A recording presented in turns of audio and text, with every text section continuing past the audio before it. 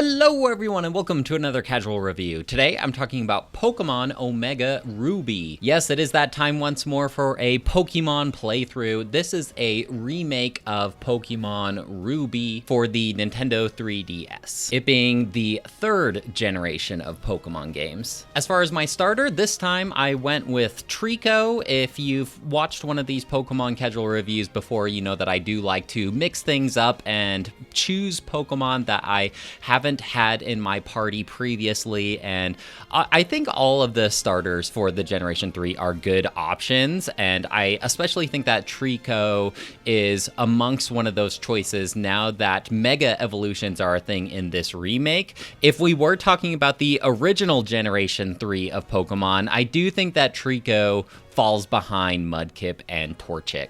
But that Mega Evolution of Sceptile is exceptionally good because he has that secondary dragon typing. I don't think he has the overpowered type advantage that is Mega Swampert, but he still gets the job done. Now, I had thought that this was one of the games that finally eliminated the need for HMs, but that is not the case. For those of you who don't know, there are special abilities that your Pokemon can learn called HMs that allow you to traverse across the landscape. Some are absolutely required in order to progress the main story. However, these HMs take one of these Pokemon's 4 precious move slots, and oftentimes they aren't that great battle-wise, and so you're going to probably want an HM slave to teach all the HMs to in order to navigate the world. I can't remember which Pokemon game was it that eliminated HMs and just provided them through other means, but this was not one of them. So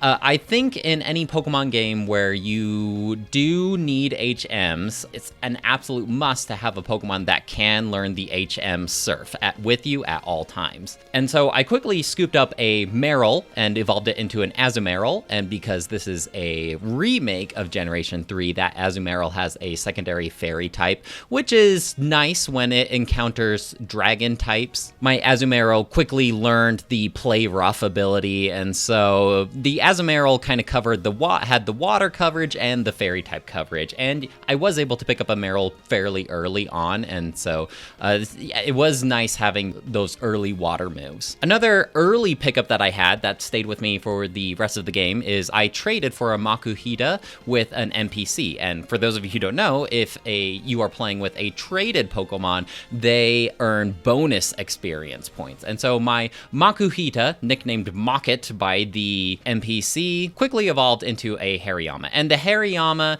was really powerful, especially once it learned that close combat ability. The thing about it generating that bonus XP though is because I had XP share on the entire time. XP share meaning that every Pokemon in your party is accruing XP even if they did not participate in the battle. And so because my Hariyama was generating that extra XP, I rarely had an excuse to throw him out into the field, especially because I like to try and keep my whole party even level wise. And so you're probably wondering like, well, why don't you just turn off XP share? The true Pokemon experts do so. I'm not just gonna leave free XP on the table and walk away from that. I get FOMO if I do that, but I completely understand, like, if you're looking for more of a challenge, that would be the way to go, because by the end of the game, yes, my Pokemon were generally like 15, 20 levels higher than my opponents. I mean, most of them got almost up to like level 70, I think, by the time I decided to call it with the playthrough. From there, I decided I wanted some electric coverage, and so I did end up picking up an Electrite who evolved into Manectric. He was kind of one of my underperformers, and it's really my fault because as far as like the electric abilities, the strongest,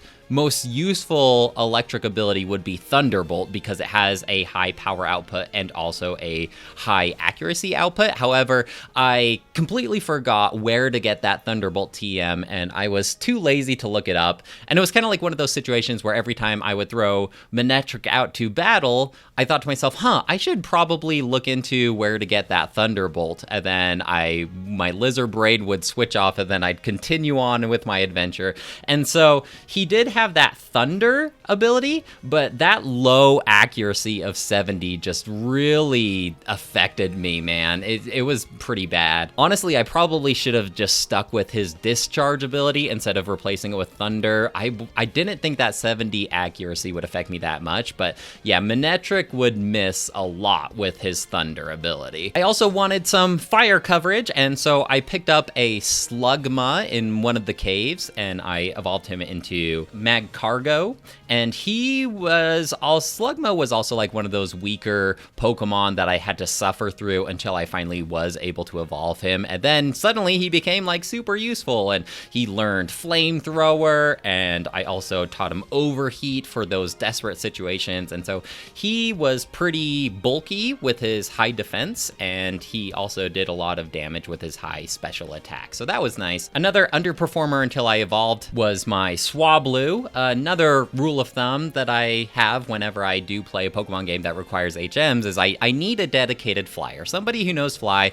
so I can just quickly teleport to key locations, and so that was my Swablu at the time, and Swablu is definitely like an underperformer that I struggled with for a little while until I finally was able to evolve him into that Altaria. Now, Altaria is like a powerhouse just because the moves that they can learn are incredibly vast. They're like the Flying Nidoking of Generation 3. So by the end of the game, you can teach them like flamethrowers, earthquakes, moon blasts, Draco meters. Like their TM spread is so much. And mine did have a respectable special attack as well. So that was suddenly like one of the overperformers in my team. And then Sceptile was the one that I did Mega Evolve. If you're not familiar with the concept of Mega Evolution, you basically give a Pokemon an item to hold, and then in battle, once per battle, you can choose a Pokemon to Mega Evolve. And really, there's 2 other Pokemon in my team that could potentially Mega Evolve, but you're pretty much like given the item that makes your starter Mega Evolve. In order to Mega Evolve a Pokemon, you have to find like these sparkles on the ground, and it has to be like the item that corresponds to that Pokemon. So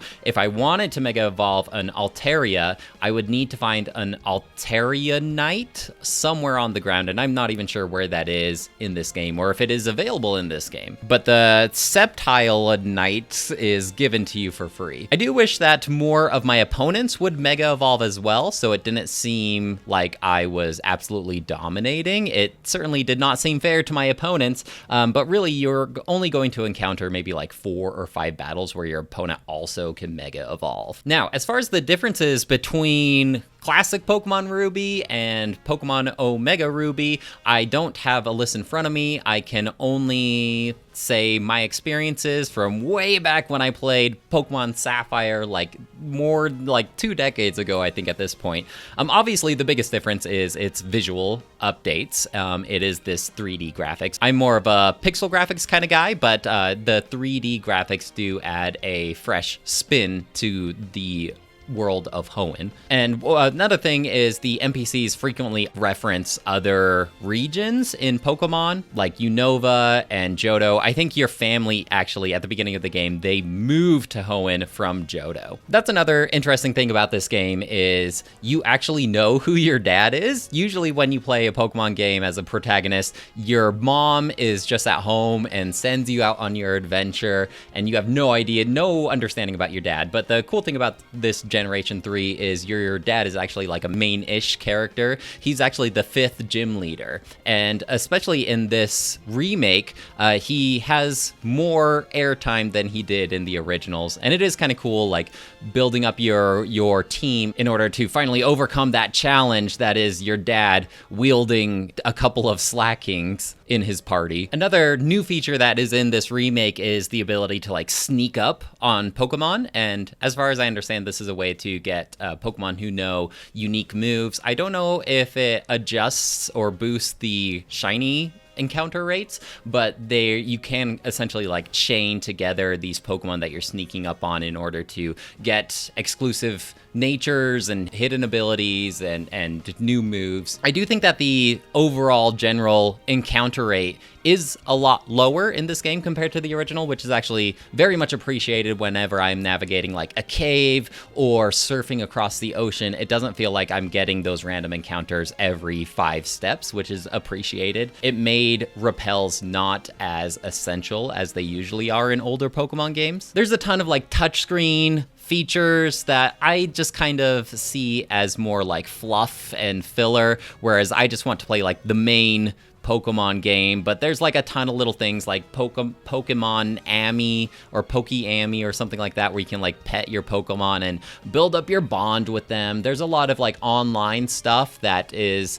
not, as far as I understand, I'm not able to access the online trading and wonder trades and that kind of thing anymore without some more backdoor options. There's like a whole news cycle thing called like the BuzzNav, where occasionally characters will ask you a question or interview you. And in the original game, you would choose these keywords, and then they would like repeat the keywords that you told them on TV. Now you can kind of like type in a small phrase or something like that, and then through BuzzNav, they will say like, hey, this character said this thing. I didn't really think about this too much. I would just type in a bunch of random letters, just gibberish. But it is kind of funny typing in something silly and having them repeat it later, I guess. I didn't really engage in the beauty contests in this playthrough, but in the past I have. There's like 4 or 5 beauty contest gym locations, and you are trying to like emphasize cool moves or beautiful moves, but you can get a ton of berries and mix these berries together in order to make Pokeblocks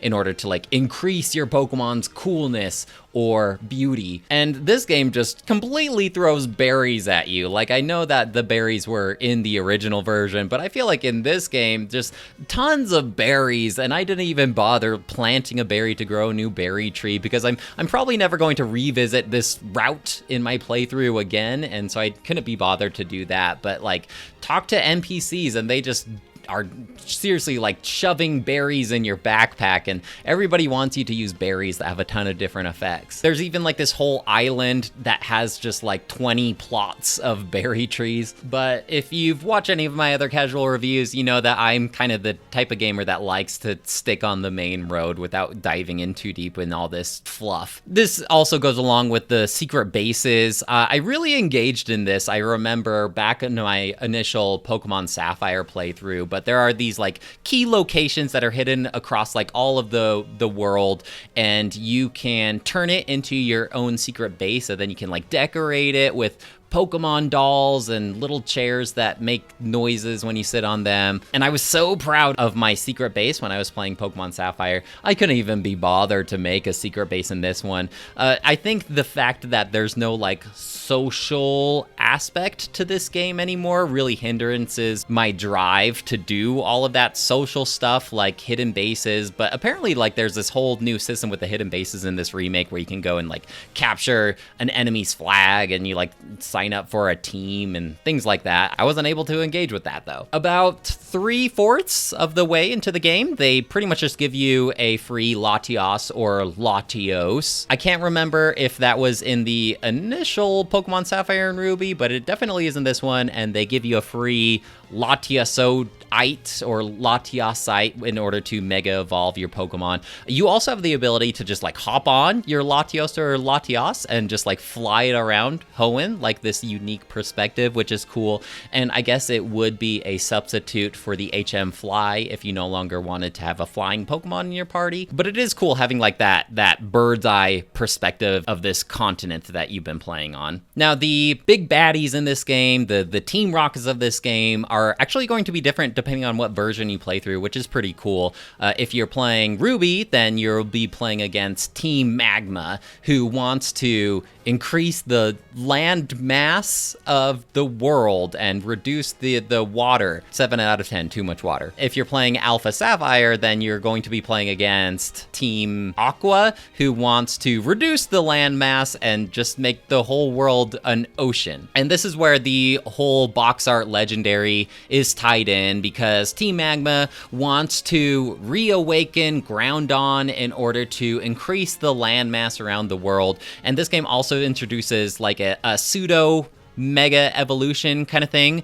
with Primal Groundon and Primal Kyogre. I hope I'm saying that name right. And so you are given the option to capture this Groundon and unlock its primal version. It's funny because I am a Advent Pokemon Go player, and so these Pokemon forms, like a Primal Groudon, Primal Kyogre, are exceptionally powerful raid attackers, and I've always wanted a Primal Groudon, but I've never been able to accrue enough energy on Pokemon Go. Another, like, super strong Pokemon in Pokemon Go is Mega Rayquaza, and that's also introduced in this game. At the end of the game, we can talk about the post-game later. But, like, this trio are definitely ones that you're going to want on Pokemon Go. Another interesting thing about this game, compared to Pokemon Go, is just, like, the Pokemon that are available to you. I think in Pokemon Go, I'm only missing 2 or 3 Pokemon in my Hoenn Pokedex, and one of them being Tropius, which is only available at certain parts of the world. And here, you just walk through a route in the grass, and there's just a random Tropius, and it's just like, oh man, I wish I could transfer that to Pokemon Go, because it's like one of the very few Hoenn Pokemon that I need. Another one that is pretty much just impossible for me to get in Pokemon Go is Relicanth. And Relicanth isn't, I wouldn't call a common Pokemon in this game, but just the fact that it's available and I don't have to travel to New Zealand to get a Relicanth is pretty crazy. But then there's like other Pokemon that are super common in Pokemon Go, but are considered relatively rare in this game, like Beldums. I catch shiny Beldums all the time, and in this game, like, you're given one Beldum who's level 1 after you beat the Elite Four. And that's another difference between like Pokemon Go and the mainline Pokemon games, is I was fairly disappointed that I never encountered a shiny Pokemon in this playthrough, and I think it's because my expectations of encountering shiny Pokemon are so much higher having played Pokemon Go, where I do capture a shiny Pokemon like every other day, compared to this one where they never show up. But enough about Pokemon Go. As far as like the mainline Pokemon story, you go and get all 8 badges, you take down the bad Team Magma, you encounter the box art legendary, and then you face off against the Elite Four. And usually the Elite Four at least give me some amount of trouble, and I do have to stock up on my revives and my full restores. That wasn't the case here though. Like, my Pokemon were so over leveled compared to even like the champions Pokemon. My Pokemon were still like 5-6 levels higher than the champions Pokemon. And I guess that's just a side effect of the XP share. Still, I would rather not have to grind and be able to take on the Pokemon League than having to grind in order to take on the Pokemon League. But this remake also offers a beefy amount of extra side content once you do beat the Elite Four. Normally with these Pokemon playthroughs, I beat the Elite Four, roll the credits, maybe do like 1 or 2 extra things and call it a day. But this has like a whole extra campaign that revolves around like a meteor that's going to crash and destroy the Pokemon world. You're kind of like working together with the old Elite Four champion in order to use science to blow up the comet, and then you encounter this like primal woman named Zinnia, and you learn all about like the different comets, and you learn about this whole lore with Rayquaza. And this is ultimately where you do have that encounter with Rayquaza, and it's pretty much like a freebie. Like, you just throw the Pokeball and you catch it, and then they give you the ability to turn Rayquaza into Mega Rayquaza. And then what's really cool is you encounter another Pokemon. I won't spoil it here, but you encounter like a level 80 strong mythical Pokemon. I still don't quite know the difference between mythical Pokemon and legendary Pokemon, but it is cool that I'm able to have these Pokemon and eventually transfer them up to Pokemon Home for later uses. By the end of the game, I had spent 21 hours playing through this, and I did engage a lot with this post-game stuff. The majority of my party were level 70 by the end of this playthrough, which is nice, and I'm excited to transfer them to Pokemon Home. Really, like, that's where I was starting to enjoy this game the most. That's really like where I was the most engaged, I think. And it's probably because I've never experienced that stuff before. But like, the dialogue in Pokemon always gets like surprisingly deep for what is considered like quote unquote a kid's game. It gets rather existential at times. And once you reach a certain point, it's not after you beat the Elite Four, but I think it's like after you beat the 8 gym leaders, the regional Pokedex is given to you, and then you start start seeing Pokemon from different generations show up in this game. And so once you have these like ability to ride on Latios or Latios, and you get the regional Pokedex, and you have all this post-game content, that's where I feel like the game really opens up for those who want to really sink their teeth in the Pokemon experience. I think I will give this game a 4 out of 5. That's usually my go-to score for these Pokemon games. There are a couple exceptions that I have given 5 out of 5, but when I think about the Pokemon franchise as a whole, I think Pokemon is usually a 4 out of 5 for me. Well guys, that's it for me. Let me know if you have any questions or comments about Pokemon Omega Ruby, and I'd love to hear what you have to say. Otherwise, I'll talk to you later. Bye!